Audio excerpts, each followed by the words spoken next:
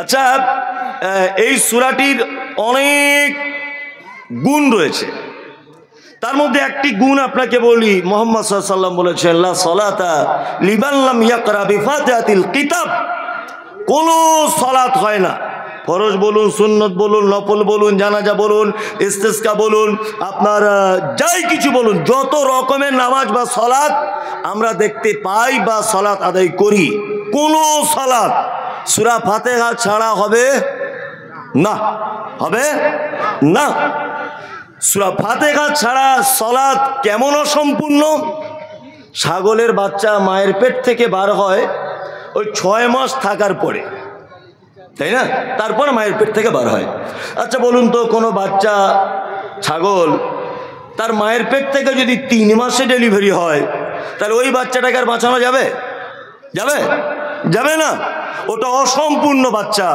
দেখতে পাওয়া যাবে তার কান রেডি হয়নি, তার হাত রেডি হয়নি, তার চোখ রেডি হয়নি, তার পা রেডি হয়নি। এরকম হবে কি হবে না? হবে। আল্লাহ রাসূল বলেছেন, সূরা ফাতিহা ছাড়া সালাতের অবস্থা এইরকম অসম্পূর্ণ। তাহলে আমরা ইনশাআল্লাহ সূরা ফাতিহা দিয়েই সালাত আদায় করব বা আমরা আদায় করি। চলুন, এই সূরার প্রথমে আল্লাহ সুবহানাহু ওয়া তাআলা কি বলছেন, এবার আয়াতটা শুরু করি। 1, আলহামদুলিল্লাহি, বলুন, রব্বিল আলামিন। সমস্ত প্রশংসা কার? আল্লাহ। তিনি রব, অসংখ্য জগতের তিনি মালিক।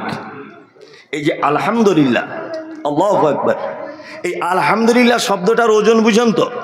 আচ্ছা, কিয়ামতের মাঠে নেকি গণনা করা হবে না নেকি ওজন করা হবে? ওজন করা হবে। আলহামদুলিল্লাহ আপনারা তো বলতে পারছেন, নেকি ওজন করা হবে। তার মানে বুঝতে পারা যায় নেকির কম বেশি ওজনের ব্যাপার আছে, তাই না? আছে। মুহাম্মদ সাল্লাল্লাহু আলাইহি ওয়াসাল্লাম তিনি বলছেন, আলহামদুলিল্লাহ তামলাল মিজান। কেউ যদি দিনে রাতের কিছু অংশে আলহামদুলিল্লাহ শব্দটা যদি ব্যবহার করে, তাহলে তার কিয়ামতের দিনে মিজানের পাল্লাটা অর্ধেক নেকির দিকটা ভারী করে দেওয়া হবে। বললাম, বুঝলেন? এই দেখুন, আপনাকে একটা জিনিস দেখাই। এটা ধরে নেন মিজানের পাল্লা। এটা কি? মিজানের পাল্লা। এইদিকে গোনা রাখা হয়েছে সুদ খাবার। সুদ তো বেলডাঙ্গার এলাকার মানুষ খায় না, আমি ওটা বাদই দিলাম, ও পাপ আমাদের কারো নেই, আছে? ওই বাবা। আচ্ছা, সুদের পাপ, ব্যভিচারের পাপ, আপনার জমি ফাঁকি দেওয়ার পাপ, যত পাপ আপনার এই দিকটায় তোলা হয়েছে ধরে নেন। এখন এই দিকটা এই গোনার কারণে একদম পাল্লা এরকম হয়ে আছে। কি বললাম, বুঝলেন? এখন কিয়ামতের দিন আপনার এই দিকে নেকিও তোলা হচ্ছে। এই মহসিনিয়া শিশু মাদ্রাসায় দান করা, জলসা শোনা, সালাত আদায় করা, জানাজা পড়া, জাকাত দেওয়া, সব রকমের নেকি এই দিকটায় তোলা হচ্ছে। কিন্তু আপনার নেকির থেকে গোনাটা এত ভারী, এত ভারী, এত ভারী যে আপনার নেকিটা তুলতে পারছে না, মানে গোনাটাকে তুলতে পারছে না। আল্লাহ রাসূল সাল্লাল্লাহু আলাইহি ওয়াসাল্লাম বলেছেন, আলহামদুলিল্লাহ তামলা আল মিজান। যদি মিজানের পাল্লায় আলহামদুলিল্লাহ নেকিটা যদি তুলে দেওয়া হয়, তাহলে নেকির দিকটা অর্ধেক ভারী করে দেওয়া হবে। আমরা আলহামদুলিল্লাহ বলি তো সারাদিনে। হ্যাঁ ভাই, কেমন আছেন? কি বলতে হবে? ওটা আমরা বলি না। আমরা কি বলি? হুজুর আপনার দুয়ায় আল্লাহর রহমতে ভালো আছি। দেখবেন বেশিরভাগ মানুষ বলে, কেমন আছেন ভাই? আপনাদের দুয়ায় আল্লাহর রহমতে ভালো আছি। বলছি কি বলছে না? আজকেই আমি ওখানে বসে আছি, একজনকে জিজ্ঞেস করছি, ভাই কেমন আছেন? বলছে আপনাদের দুয়াতে খুব ভালো আছি। ওকে আমি জীবনেই চিনি না, আমি ওই লোকটাকে জীবনেও চিনি নি, তা আমি ওনার জন্য দোয়া করতে যাবো কেন? আর কবেই বা দোয়া করেছি ওনার জন্য যে আল্লাহ ওই লোকটাকে ক্ষমা করে দাও? কবেই বা দোয়া করেছি? এটা একটা ভুল শব্দ আমরা ব্যবহার করি। কোনো মুসলিম, আপনি একজন মুসলিম হিসাবে সে আপনাকে সালাম দিল, ওয়ালাইকুম আসসালাম ওয়া রাহমাতুল্লাহ, ভাই আপনি কেমন আছেন? আলহামদুলিল্লাহ। আপনার দুয়াতে আল্লাহর রহমতে ভালো আছি, এই কথাটার ভিতরে একটু কেমন কেমন গন্ধ পাওয়া যায়। তার মানে বোঝা যায় যে আপনি যদি দোয়া না করতেন তাহলে মনে আল্লাহ রহমত করতো না। অথচ আমি কোনোদিনই দোয়া করিনি। কথাটা এরকম নয়, এরকম। নাম্বার 2, আলহামদু মানে সমস্ত প্রশংসা কার? আল্লাহর। আপনাকে এবার আমি আর একটা জিনিস বোঝাই। আরবিতে কিছু কিছু শব্দ সাধারণ মানুষও ব্যবহার করে, আলেম ওলামারাও, আমরাও ব্যবহার করি। যেমন আমরা বলি শুক্রিয়া, ভাই শুক্রিয়া বলে না? শুক্রিয়া শব্দ ব্যবহার করি কি করি না? কেউ কিছু দিল শুক্রিয়া বলি কি বলি না? বলি। বাংলাতে 2টো শব্দ ব্যবহার করি আমরা। 1 ধন্যবাদ, 2 আপনার প্রতি আমি চিরকৃতজ্ঞ। তা ধন্যবাদ আর কৃতজ্ঞ 2টো শব্দ ব্যবহার করি কি করি না? করি। আর আরবিতে কৃতজ্ঞর বাংলা আরবি অর্থ, কৃতজ্ঞতার আরবি অর্থ আলহামদ বা হামদ, আর শুকরিয়ার বাংলা অর্থ কি? ধন্যবাদ। আল্লাহ সুবহানাহু ওয়া তাআলা অত্তর আয়াতের শুরুতে শুকরিয়া শব্দ ব্যবহার না করে আলহামদ শব্দ ব্যবহার করছেন কেন? মানে আমি অবাক হই যে পবিত্র আল কোরআনে যে শব্দগুলো দিয়ে সাজানো হয়েছে, এইগুলো মোটামুটি কিয়ামত পর্যন্ত যদি কেউ গবেষণা করে তাই ভুল ধরার কোনো লাইন নেই। কোনো লাইন আছে না। আর আমরা মানে মুসলিমরা তো মানে একটু বড্ড বেশি বোঝে, অনেক সময় বেশি বোঝে না। আমরা অনেক আজে বাজে প্রশ্ন করি। কি প্রশ্ন? আমরা প্রশ্ন করি, হুজুর আগের দিনে আমরা পড়েছি আলিফ জবর আ, বে জবর বা, তে জবর তা, সে জবর সা, এরকম ছোটবেলায় পড়েছি না? আলিফ বে তে সে। এখন ওটা ঘুরিয়ে কি হয়েছে? আলিফ বা তা সা জিম হা খ, এরকম হয়েছে না? সব জায়গায় প্রশ্ন। আগে তাহলে সব আমরা ভুল করেছি আর এখন সব ঠিক বলছে, কি বলছে না? অথচ আমরা কোনোদিন মাস্টার মশাই দিয়ে প্রশ্ন করি না। করি? কোনোদিন করি না। এই দেখুন আপনাকে একটা জিনিস দেখাই। অ আ হস্যই দীর্ঘই, এই বর্ণের ভিতরে শেষের দিকে ওই বাংলা 9-এর মতো একটা অক্ষর আছে, ওটার নাম কি? লি। তারপরে আপনারা সবাই পড়েছেন লি। কালিয়া চকের লিচু, আচ্ছা বানানটা কি দিয়ে হবে? হ্যাঁ, লয় হস্যি চয় হস্যু। আপনি কোনোদিন মাস্টারকে বলেছেন যে এটা লি দিয়ে হলো না কেন? লিচু বানানটা তো লি দিয়ে হওয়া দরকার, তা ল দিয়ে কেন হলো? এটা কোনোদিন কেউ জিজ্ঞেস করে না। করে? করে না। অথচ মৌলভী সাহেবরা, হাফেজ সাহেবরা একটা অক্ষর যদি এদিক ওদিক করে দেয়, এই ঝামেলা লেগে গেল, সাথে সাথে ফাইটিং। আলিফ জবর কি হয়? আ। হামজা জবর আ, তাই না? 2টো আ একই উচ্চারণ, একই উচ্চারণ নাই। তাহলে আল্লাহ সুবহানাহু ওয়া তাআলা 2টো আই তো ব্যবহার করছেন। কোথাও আলিফ দিয়ে ব্যবহার করছেন, আবার কোথাও হামজা দিয়ে ব্যবহার করছেন। খুব ভালো বাংলা হচ্ছে কোথায় গিয়েছিলে, এটা হচ্ছে ভালো বাংলা, তাই তো? আচ্ছা, আপনাদের মুর্শিদাবাদে পাড়া গ্রামের মানুষ কোথায় গিয়েছিলে এইটাকে গ্রাম্য ভাষায় কি বলে? হ্যাঁ, কটি গেছিলে, এটা হচ্ছে ঠিক। কচি গিয়েছিলে, একদম চাচাজি ঠিক কথা বলেছেন। এটা বলে কি বলে না? বলে। আচ্ছা বলুন, কোথায় গিয়েছিলে আর কটি গিয়েছিলে, এই দুটো একই না আলাদা? একই, এর মানে একই বোঝায়, কিন্তু বলতে গিয়ে একটু আলাদা। মুহাম্মদ সাল্লাল্লাহু আলাইহি সাল্লামের কাছে কোরআন অবতীর্ণ করা হয়েছে। আল্লাহ রসুল কখনো তায়েফে গেছেন, খুব বোঝার চেষ্টা করবেন, এগুলো খুব জ্ঞানগর্ভ আলোচনা। কিন্তু আল্লাহ রসুল কখনো তায়েফে গেছেন, এইখানেই বলে কুঠি গিয়েছিলে। আবার নদিয়ার লোক বলে কুথি গেলি, কি বললাম বুঝলেন না? 24 পরের লোক বলে কোথায় গেলি। এরকম এলাকা ভিত্তিক ব্যাপার আছে। যে এলাকায় যে শব্দ চলতো, কোরআন অবতীর্ণ হয়েছে ঠিক সেইভাবে। তায়েফের মাটিতে যে শব্দটা হামজা দিয়ে ব্যবহার করা হতো, ওই শব্দটায় মক্কাতে এসে আলিফ ব্যবহার করা হতো। যে শব্দটা অমুক জায়গায় হামজা দিয়ে ব্যবহার হতো, ওই শব্দটায় ও আরেকটা জায়গায় আলিফ দিয়ে ব্যবহার করা হতো। এই কারণে এইগুলো সামান্য ডিফারেন্স হয়েছে। আমরা পাবলিকেরা প্রশ্নর পর প্রশ্ন, প্রশ্নর পর প্রশ্ন, অথচ কোনোদিন মাস্টার মশাইকে আমরা কোনো প্রশ্ন করি না। আপনি স্কুলে যান, আজকে কোনো সরকারি স্কুলে যান, ক্লাসরুমগুলো ভাগ করা আছে VI, এরকম X দিয়ে 11 আছে না? নেই? আছে।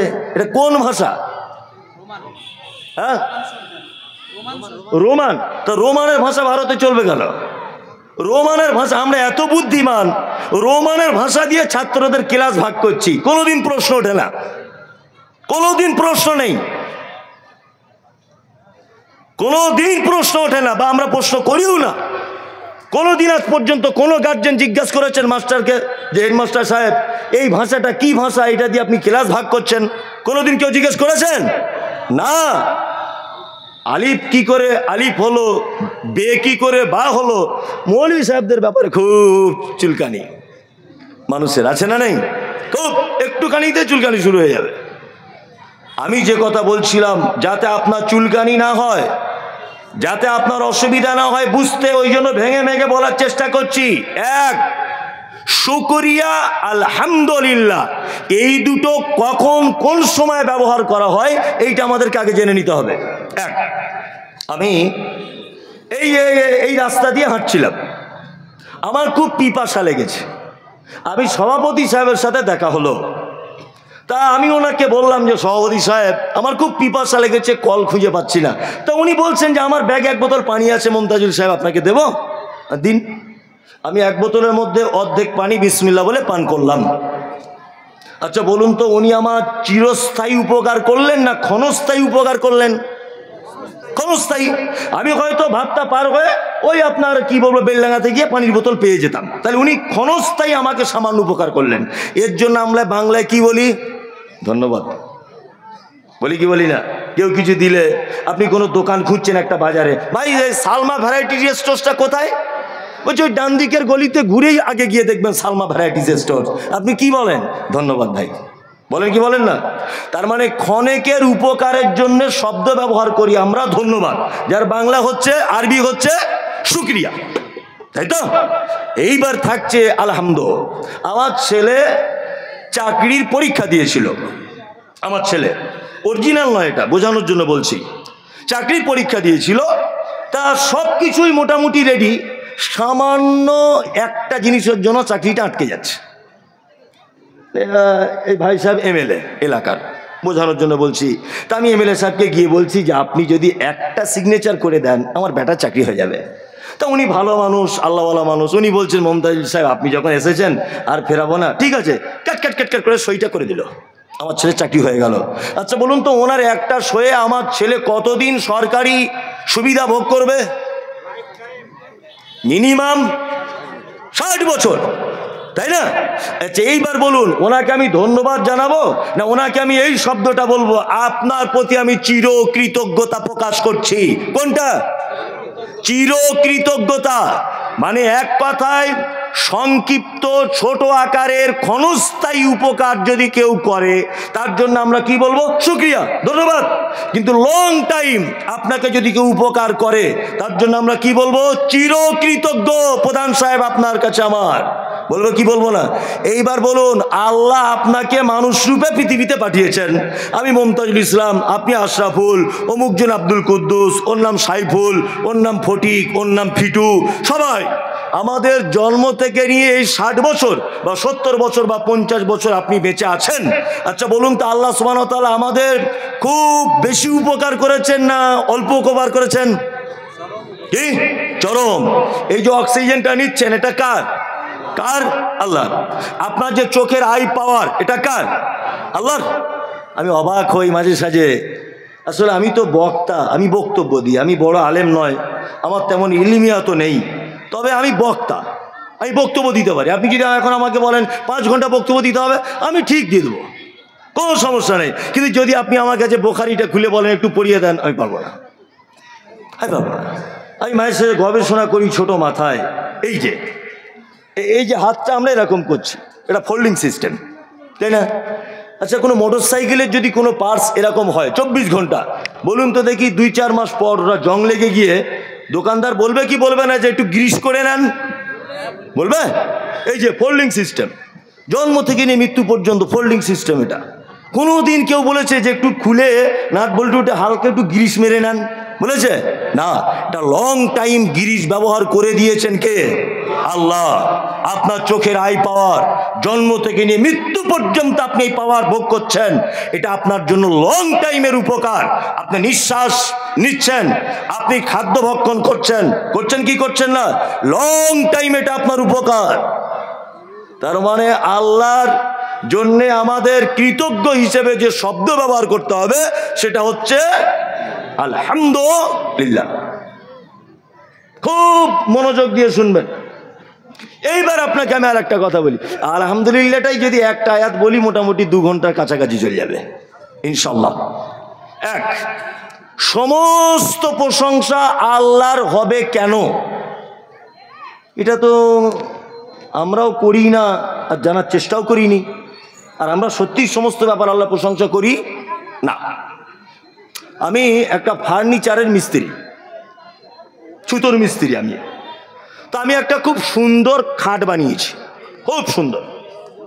আচ্ছা, আপনি এই খাটটা যদি দেখেন, প্রথমে কাকে খোঁজ করবেন?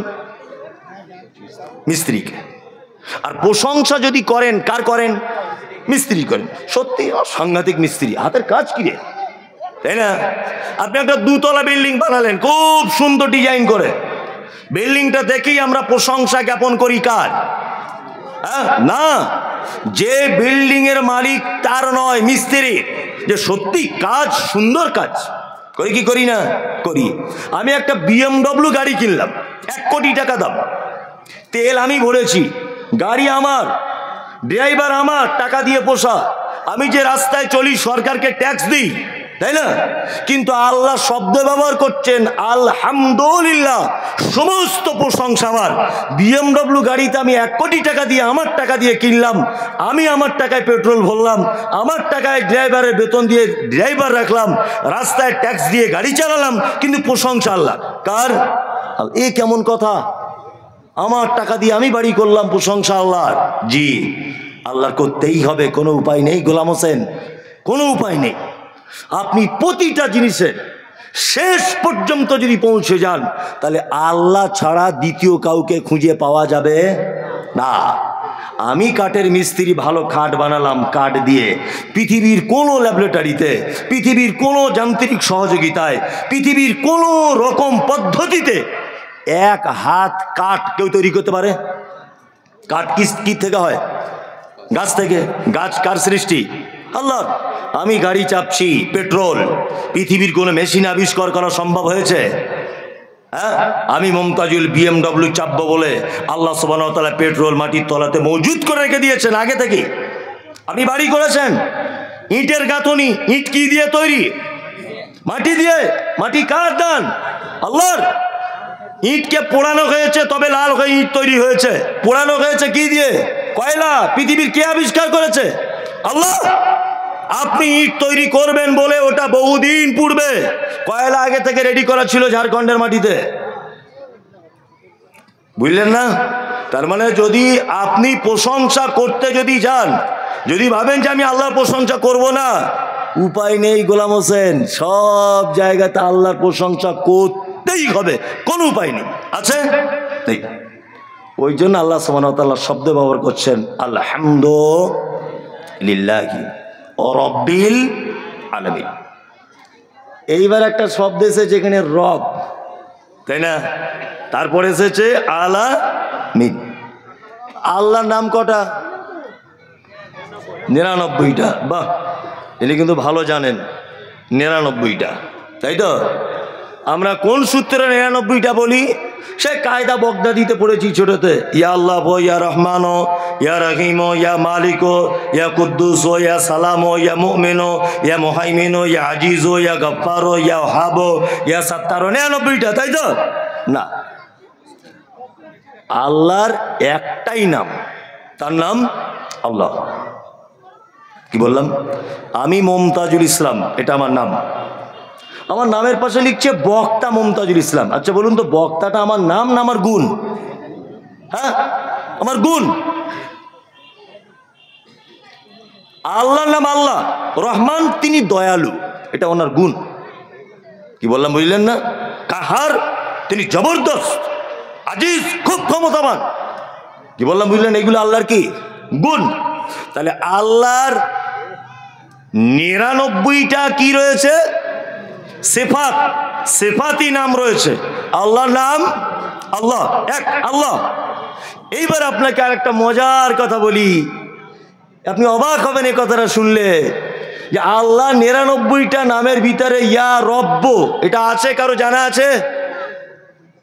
আছে? নেই। রব্ব নামটা নেই।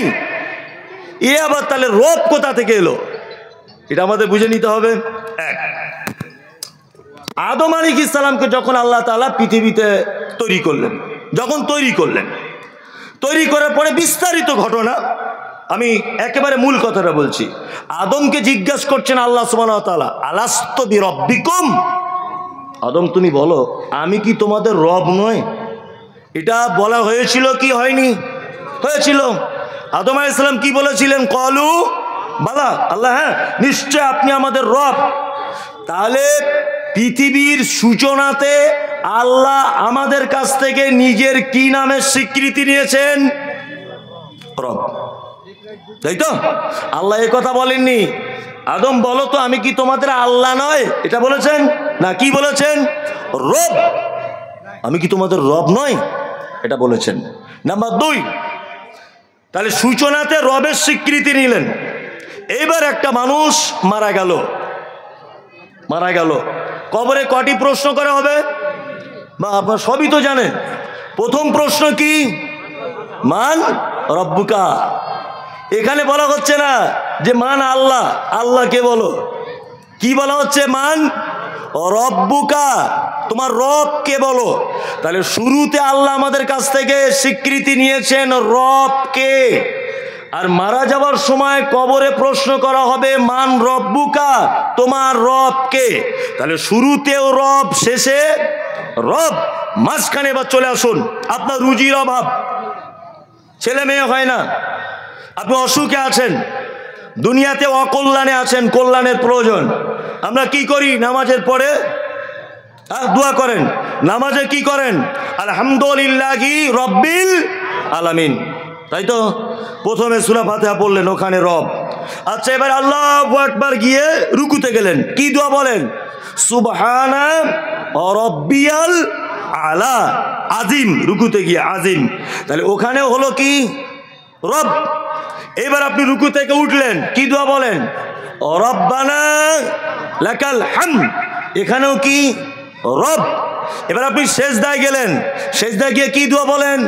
সুবহানা রাব্বিয়াল আলা, ওইখানেও রব। নামাজ শেষ হয়ে গেল। এইবার আপনার অভাব অভিযোগগুলো আপনি আল্লাহর কাছে চাইবেন। রব্বানা আতিনা, এখানে রব। রব্বানা যালামনা, এখানে রব। পবিত্র আল কোরআনে যত দোয়া, অর্থাৎ বান্দাকে যত জায়গায় আল্লাহ বলেছে অভাব অভিযোগের জন্য, আমাকে যখন তোমরা ডাকবে আমার নাম রব দিয়ে আমার কাছে প্রার্থনা করো। বুঝতে পারছেন কি বলছি? যত জায়গায় দুয়ার ব্যাপারে শব্দ এসেছে, রব্বানা লা তুযিগ কুলুবানা, রব্বানা যালামনা, রব্বানা আতিনা, রব্বানা ফাগফির লানা, রব্বানা, সব জায়গায় রব্বানা রব্বানা রব্বানা। রব আছে না নেই? আছে। এইবার আমাদেরকে জেনে নিতে হবে যে রব এমন কি ইম্পর্টেন্ট আল্লাহ সুবহানাহু ওয়া তাআলার নাম, যে সব জায়গাতে শুধু রব। এইবার আপনাকে একটা কথা বলি, আল্লাহর 99টা সিফাত টোটালে যা সমস্ত কিছু রবের ভিতরে দিয়ে দেওয়া হয়েছে। রবের বাংলা অর্থ হলো যাহার যেখানে যতটুকুন প্রয়োজন বিনা চাওয়াতে যিনি দিয়ে দেন তিনি কে? রব। তিনি কে? রব। আশ্চর্য ব্যাপার। আচ্ছা, আপনাদের এখানে এই বেলডাঙ্গা এলাকায় মায়েরা মুরগির বাচ্চা ফোটায় না? ফোটায় তো? ফোটায়। আবার মায়েরা দেখবেন চালাকি করে হাঁস আর মুরগির ডিম মিক্স করে মুরগির বাজুর তলাতে দিয়ে দেয়। দেয় কি দেয় না? হাঁসের বাচ্চা হয় 28 দিনে, 22 দিন থেকে 28 দিন। যদি বলছেন আপনি বক্তা লোক, ওটাও জানেন, ওটাও খোঁজ রাখতে হয়েছে। আর মুরগির 18 দিন থেকে 20 দিন, 18 দিন আগে বাচ্চা উঠবে না, 18 দিন থেকে শুরু হয়। তা আমি যুক্তি আর তর্কের খাতিরে মেনে নিলাম যে দুইটা বাচ্চা একই দিনে এসেছে পৃথিবীতে, মুরগির বাচ্চাও হয়েছে, হাঁসের বাচ্চা হয়েছে। আচ্ছা, কোনোদিন আপনারা দেখেছেন যে মুরগির বাচ্চা, হাঁসের বাচ্চাগুলো আস্তে আস্তে আস্তে আস্তে 2-4 দিন পর পানিতে নামছে?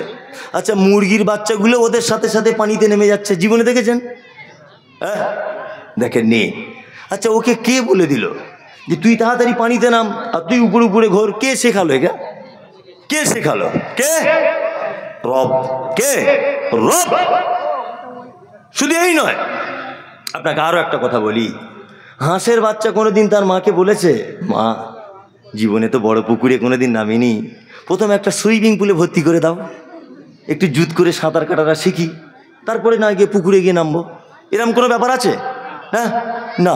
কে শেখালো? কে? রব। গরু বাচ্চা দিয়েছে, বাচ্চা, গরু বাচ্চা দিয়েছে। মানুষের বাচ্চা হলে হাঁটতে সময় লাগে কতদিন? 1.5 বছর। আর গরুর বাচ্চা হলে? হ্যাঁ হ্যাঁ, সকালে হলে উনি বলছেন বিকালে, তারও আগে হাঁটতে শুরু করে না? হ্যাঁ, তাহলে মানুষের টাইম লাগে 1.5 বছর আর গরুর 1.5 মিনিট কেন? তো ভাবার বিষয় আছে। এই দেখুন, এর নাম রব। আল্লাহ জানে মানুষ খলাকাল ইনসানা ফি আহসানি তাকবীম, তোকে খুব আদর করে বানিয়েছি আমি। তোকে যদি তাড়াতাড়ি করে পা যদি ফিটিং করে দেওয়া হয়, তাহলে নানির কোল চাপতে পাবি না, তো দাদুর কোল চাপতে পাবি না, নানির কোলে উঠতে পারবি না, ফুপুর কোল চাপতে পারবি না। তোকে আমি এত ভালোবাসি, শুধু 1 থেকে 1.5 বছর কোলে করে তোকে ঘুরিয়েছি। আচ্ছা বলুন তো, কোনো বাচ্চা হাঁটতে শিখে গেলে আর কেউ কোলে নিতে চায় সহজে? যতদিন হাঁটতে না পারে সবাই কোলে করে নেয়, নাকি নেয় না? গরু আল্লাহ জানে তোর নানি নেই, তোর দাদি নেই, কেউ নেই। হ্যাঁ, রাত 2টোর সময়তে গোয়াল ঘরে এমনিতেই বাচ্চা হয়েছে, এমনিতে হয় কি হয় না? হয়। হ্যাঁ, গাভী তার বাচ্চাকে বলে, দেখ আমার এত কপাল খারাপ, আমি যে মালিকের অধীনে থাকি সে দেখ 2 তলাতে ঘুমাচ্ছে, তুই হয়েছিস তোর গায়ে লালা ভর্তি, কি করব? নিজে জিভ দিয়ে চাটছে, চেটে বাছুরটাকে পরিষ্কার করে দিল। বাছুরটা মাকে বলছে, মা একটু দুধ খাবো, খুব কষ্ট হয়েছে তো তোমার পেট থেকে বার হতে, একটু দুধ হলে ভালো হতো, গরম গরম দুধ। বাছুরটা বলছে, বাছুর তো আদৌ বলছে না, এটা বোঝানোর জন্যে। তোর মা তখন বলছে, তো নানি দাদি কেউ নেই যে কোলে করে নিয়ে তোর দুধ খাওয়াবে, এক কাজ কর, তুই ওঠ, উঠে দাঁড়া। ও উঠে দাঁড়িয়ে থাকে, কাঁপতে কাঁপতে ধস করে পড়ে গেল। ওর মা আবার বলছে, আবার ওঠ, আবার চেষ্টা কর, ওঠ। আবার উঠেছে, উঠে কাঁপছে, আবার পড়ে গেল, ধস করে পড়ে গেল। আবার ওঠ, উঠে দাঁড়িয়েছে, উঠে দাঁড়িয়ে কাঁপতে কাঁপতে বলছে, মা দুধ কোন দিকে? পিছনের দিকে যা, পিছনের দিকে যা, গিয়ে দেখ বাঁট ঝুলছে, বাঁটে মুখ লাগা, টান, দুধ পাবি। 1-2বার টানছে, দুধ আসছে না। মা কি করব, দুধ আসছে না ভালো। মা তখন নিজের ভাষাতে বলছে, খ্যাপা কোথাকারে, আর আমি জীবনের আগে কোনোদিন মা হইনি, আজ প্রথম মা হয়েছি। তুই দুধ টানছিস কিন্তু দুধের রাস্তা ক্লিয়ার নয়, ওই জন্য এক কাজ কর, 2-4 বার করে টানবি, এইরকম করে গুঁতো মারবি আমার বাঁটে। ছাগল গরু দেখবেন দুধ টানছে, এইরকম করে গুঁতো মারছে, এইরকম মারছে কি মারছে না? মারে। কে বলে দিল গুঁতো মেরে দুধ বার করতে হবে? কে বললো? কে? রব। আপনি দাঁত বার করে হি করে হেসে দিলেন, এটা কত ওয়েটফুল কথা, এটা আপনি ধারণা করতে পারছেন? যে কে শেখালো ওকে যে তোকে এইভাবে গুঁতো মারতে হবে, তবে তোর মায়ের দুধটা ক্লিয়ার হয়ে বার হবে? কে বলে দিল? রব। যার যেখানে যেভাবে যেটা প্রয়োজন, বিনা চাওয়াতে, চাওয়ার কোনো প্রসঙ্গ আসবে না, এমনিতেই দিয়ে দিবেন। কে? রব। আপনি অবাক হয়ে যাবেন। আপনাদের গ্রামের একটা ছেলে, এই চুপ করো, আপনাদের গ্রামের একটা ছেলে, একটা মেয়ে, তার নাকটা নেপালিদের মতো এরকম, ঠিক এইরকম। আচ্ছা বলুন তো, কোন একটা ভালো ছেলেকে যদি বলা হয় যে নেপালিদের মতো নাক, এইরকম চ্যাপটা, এই মেয়েটাকে বিয়ে করবে, সহজে কেউ রাজি হবে? হবে? হবে না। এবার বলছি, আপনাদের গ্রামে একটা ছেলে দক্ষিণ আফ্রিকার, মানে ইথিওপিয়া যে দেশটা, এই ইথিওপিয়া দেশের লোক, যেমন ঠোঁটগুলো মাটির দিকে ঝোলা, এই বড় বড় ঠোঁট। নাইজেরিয়ানদের দেখেনি পাখির বাসার মতো মাথায় চুল, আর কালো কুচকুচ কুচকুচ কুচকুচ কুচকুচ করছে, সেইরকম লম্বা। আপনার মেয়ে বা আমার মেয়েকে যদি বলা হয় মা সাবিনা, এই দেখ তোর জন্য একটা ছেলে দেখেছি, জীবনে পছন্দ করবে? হ্যাঁ, করবে না। এর নাম রব। আল্লাহ জানে যাকে নেপালে বানিয়েছি সবার নাক এইরকম ভোঁতা, বিয়ে করতে সমস্যা নেই।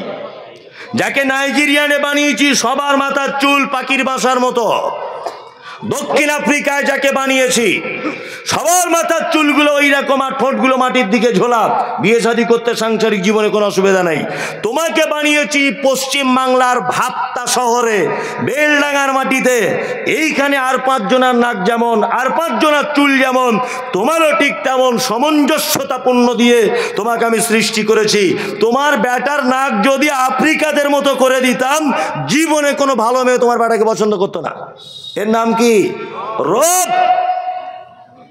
আপনি অবাক হবেন, রবের যদি ব্যাখ্যা বিশ্লেষণ করা হয় আপনি আশ্চর্য হয়ে যাবেন, এসব কি কথা বলছেন আপনি। এর নাম রব।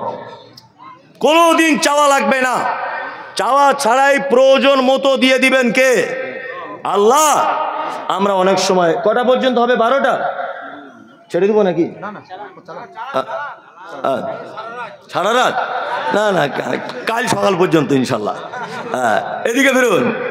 এখন ঘটনা হচ্ছে রব, এটা এমন একটি ব্যাখ্যা বিশ্লেষণের ভিতরে যে আপনি অবাক হয়ে যাবেন।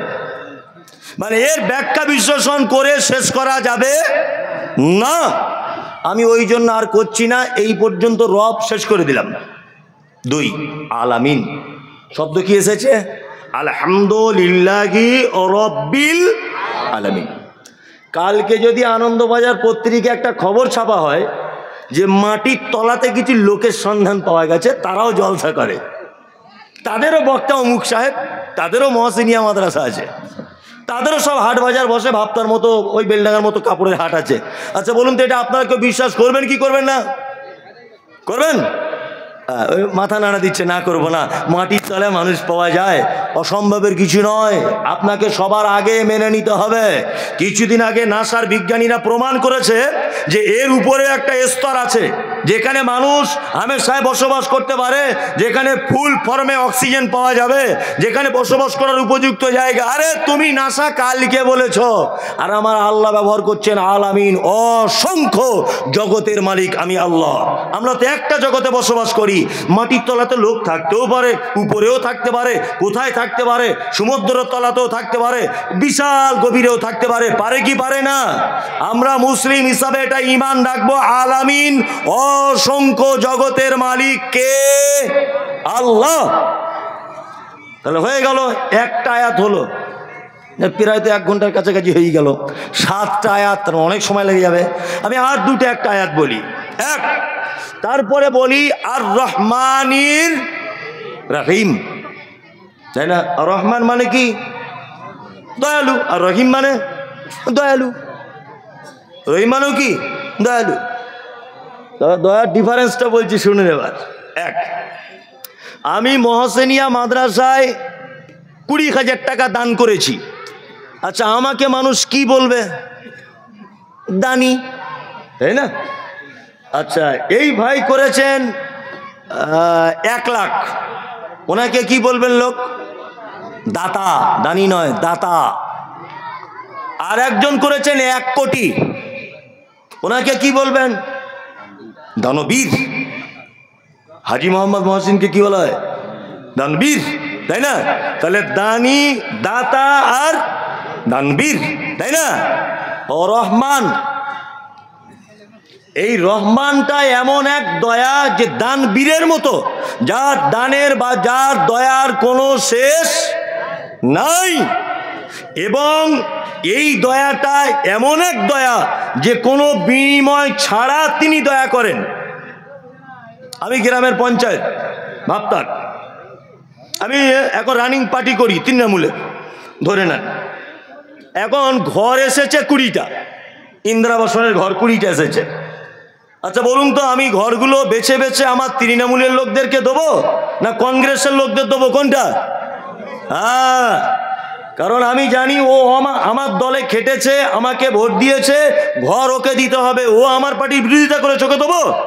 হ্যাঁ, আল্লাহ সুবহানাহু ওয়া তাআলা বলছেন আমি এইরকম দয়া করি না। আমায় ভোট দিয়েছে বলে আমি ঘর দেবো এরকম দয়া আমি করি না। আমার দয়া বেশুমার। ফিলিস্তিনের মাটিতে মুসলিমদেরকে মারা হচ্ছে। মারছে কারা?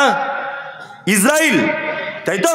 হ্যাঁ, বাইতুল মুকাদ্দাস দখল করার জন্য ষড়যন্ত্র চলছে। চলছে কি চলছে না?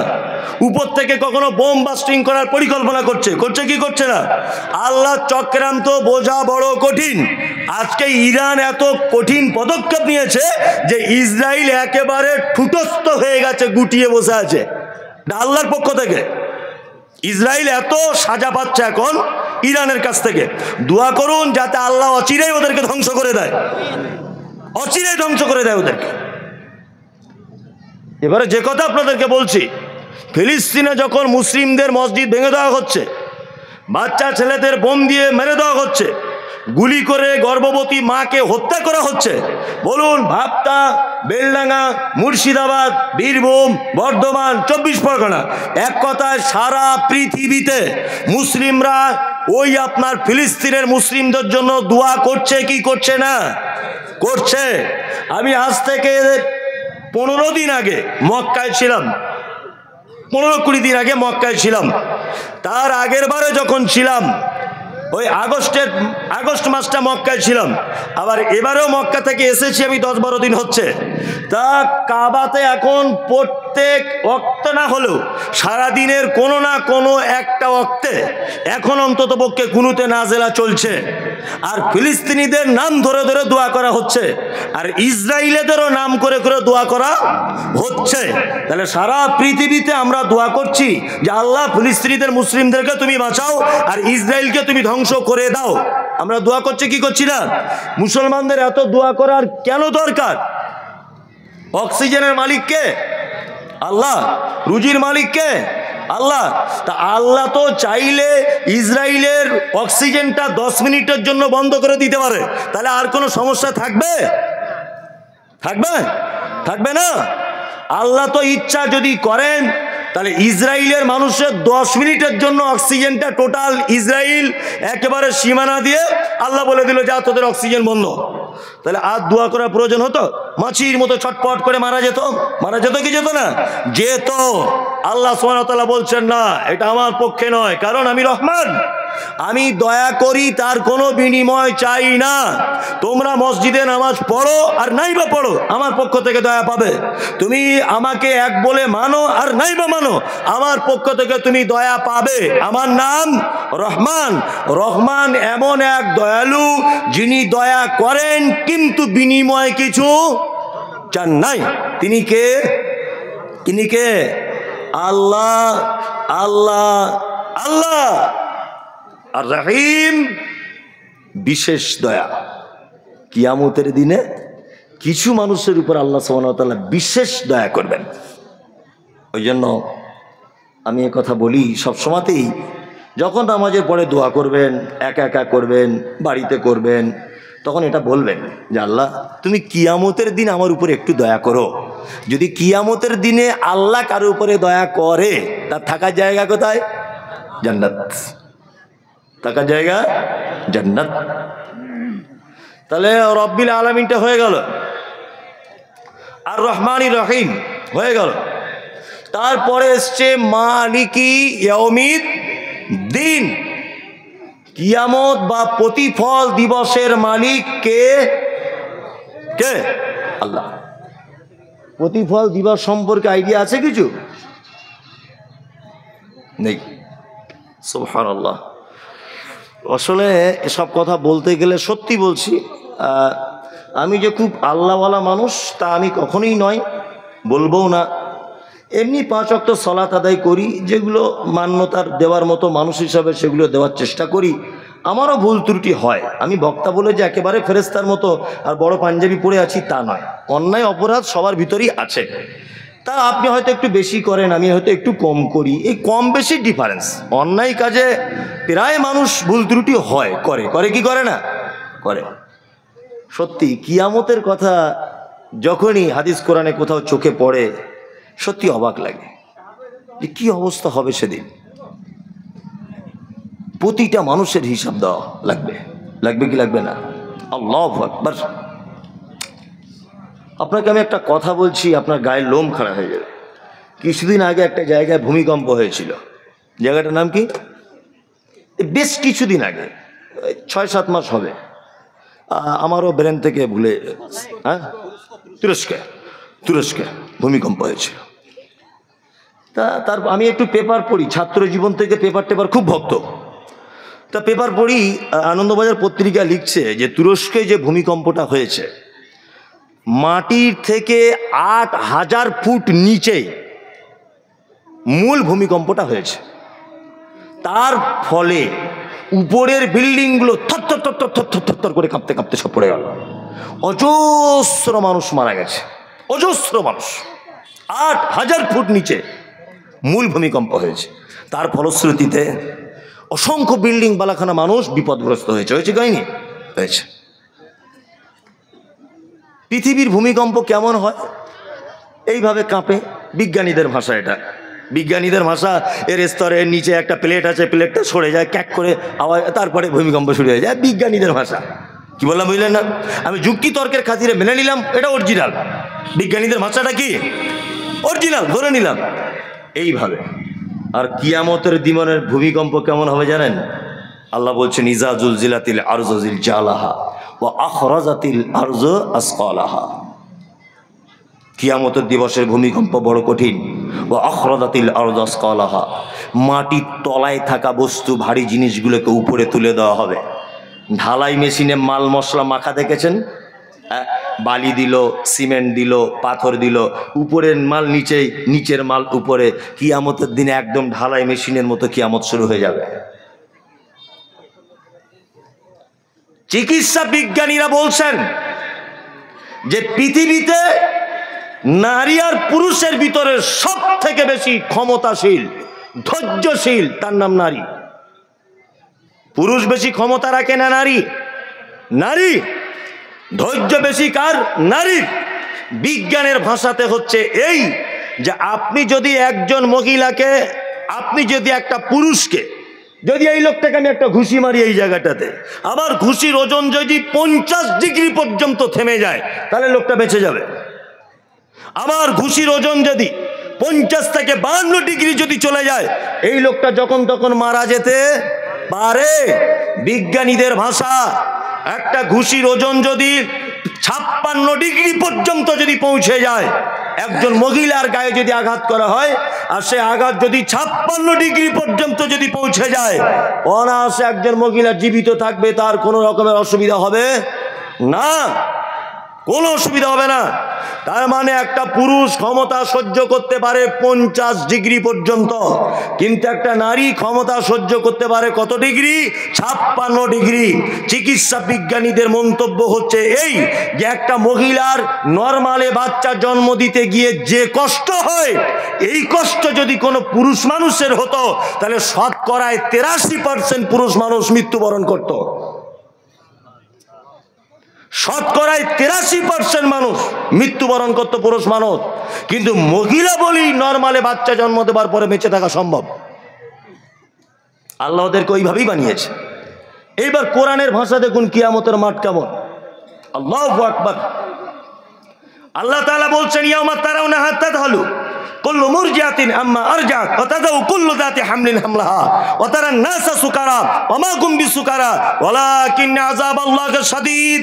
কিয়ামতের মাঠে একজন মা, গর্ভবতী মা, তার পেটে বাচ্চা থাকবে, বাচ্চা নিচের দিক দিয়ে পড়ে যাবে, মা বুঝতে পারবে না যে বাচ্চা কি হলো। পৃথিবীর সব থেকে বেশি ভালোবাসে মা তার সন্তানকে। কিয়ামতের মাঠে একজন সন্তান তার মায়ের আঁচল ধরে বলবে, মা একটু দুধ পান করাও, পিপাসায় কলিজা ফেটে যে একটু দুধ দাও। মা সেদিন তার বাচ্চাকে দুধ পান করাতে ভুলে যাবে। মানুষগুলিকে দেখতে পাওয়া যাবে, মানুষ মদ পান করার পরে যেমন তার কোনো হিতাহিত জ্ঞান থাকে না, সে বউকে খালা বলে ডাকছে, বাপকে চাচা বলে ডাকে, কোনো হিতাহিত জ্ঞান থাকে না, কোথায় কি করে। কোথাও বাস স্ট্যান্ডে দাঁড়িয়ে গিয়ে বলছে রোড আমার বাপের, কোথাও অন্য জনের সাইকেল চালিয়ে বলছে এটা তো আমারই সাইকেল, তার কোনো হিতাহিত জ্ঞান থাকে না। আল্লাহ সুবহানাহু ওয়া তাআলা বলছেন মানুষকে সেই দিন কিয়ামতের মাঠে দেখা যাবে তার কোনো হিতাহিত জ্ঞানই নেই।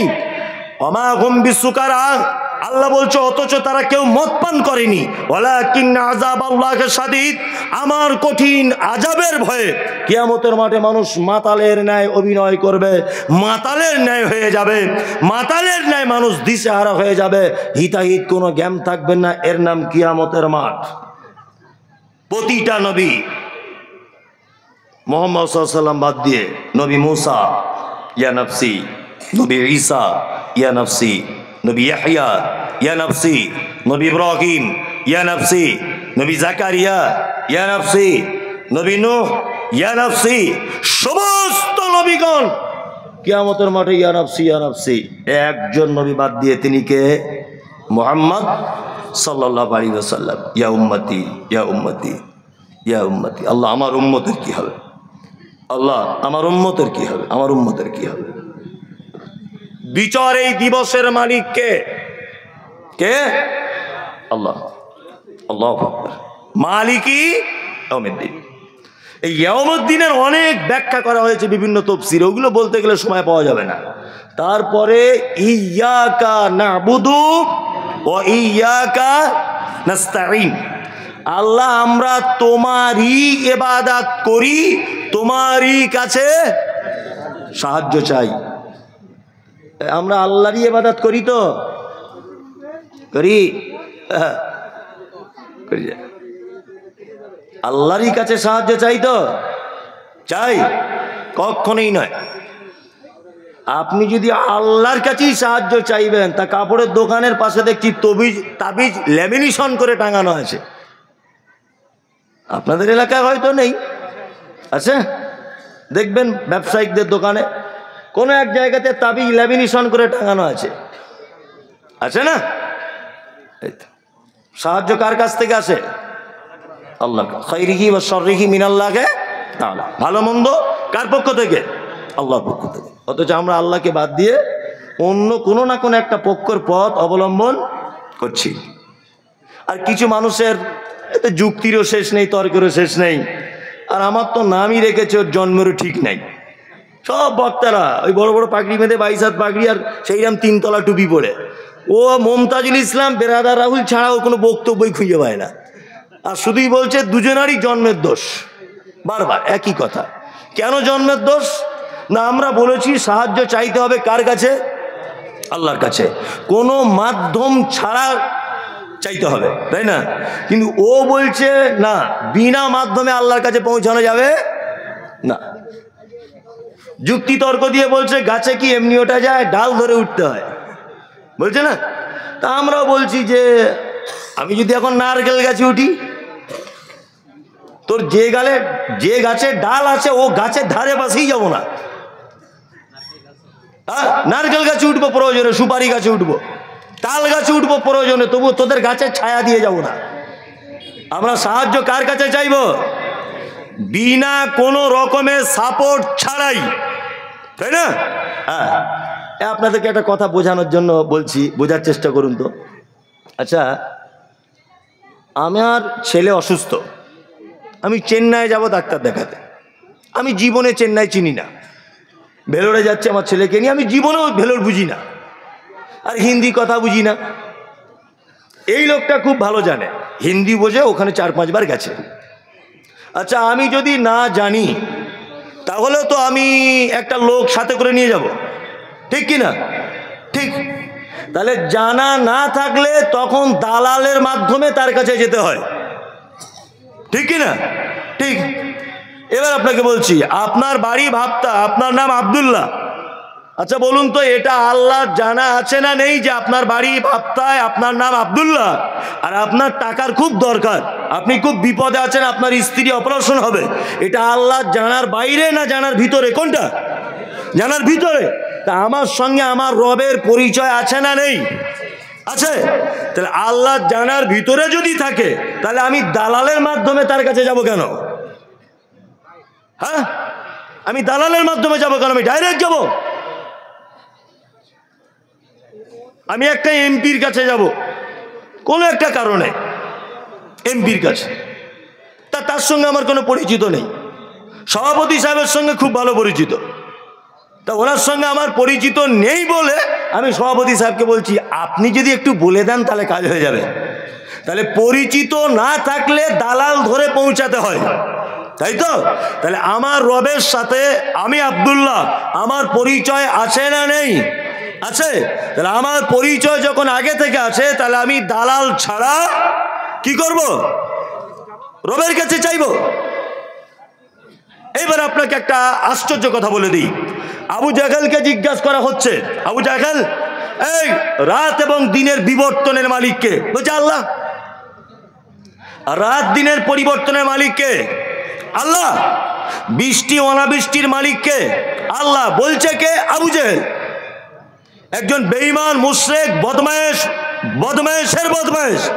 সে বলছে রাত দিনের বিবর্তনের মালিক আল্লাহ, রুজির মালিক আল্লাহ, সব ঠিক আছে মোহাম্মদ মেনে নিলাম, কিন্তু আল্লাহকে ডাইরেক্ট যাওয়া যাবে না তার কাছে। এই 360টা দেবদেবীর মাধ্যমে তার কাছে যাওয়া লাগবে। শুধু এইটুকু জায়গা আমি মানব, আমি ডাইরেক্ট আল্লাহর কাছে যেতে পারবো না। এই 360টা দেবদেবীর মাধ্যমে আমি আল্লাহর কাছে যাব। 360টা দেবদেবীর মাধ্যমে তারা আল্লাহর কাছে চাইতো। কি বললাম বুঝলেন না? তারা ছিল কি? মুশরিক, তাই না? তার মানে আগেকার দিনের মুশরিকরা মাটির ঠাকুর, পাথরের ঠাকুর তৈরি করে তার মাধ্যমে আল্লাহকে ডাকতো, তাই তো? আর বর্তমান মুর্শিদাবাদ, বীরভূম, বর্ধমান, 24 পরগনার মানুষ মরা মানুষ কবরে ঢুকিয়ে দিয়ে তার মাধ্যমে আল্লাহকে ডাকছে। তার মানে ওই মুশরিক আর এই মুশরিকের কোনো ডিফারেন্স নেই। ও উপরে রেখে ডাকছে আর এ ভিতরে ঢুকিয়ে দিয়ে ডাকছে।